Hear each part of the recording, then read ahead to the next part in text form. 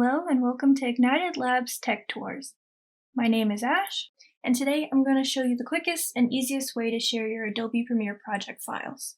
When sending or sharing a project file, if all the source materials such as the video and audio files aren't located in the same place, a screen like this might appear. It's prompting you to locate the missing files. To avoid this, you could manually place all the media you used into a folder and send that along with your project file, but this can be a hassle when using files from many different locations on your computer. Luckily, Premiere can do all the work for you. You can see here that I have a video project I have been working on. It has various edits, transitions, and music added into the sequence. I am done with my part of the project, so I'm ready to pass it on to my group mate. First, I'm going to go to my desktop toolbar, and then File. At the bottom of the menu list, I'm going to select Project Manager. A window should appear. From here, I can see my sequence, which is the part of the file that contains my edits. Beneath this is a section called Resulting Project. I want to make sure that Collect Files and Copy to a New Location is selected.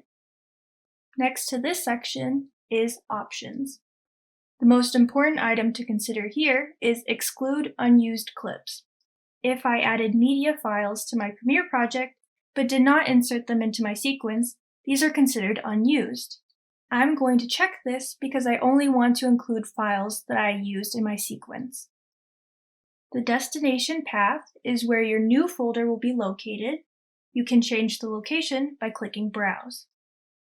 You can see here that my new folder will be located in my Downloads folder. And finally, this section allows you to calculate how large the folder size will be. You don't have to click Calculate, but sometimes it's nice to know. Now I'm going to click OK. When I open Downloads, I will see a copied folder. If I open it, it contains all the media I used, as well as my project file that contains all my edits.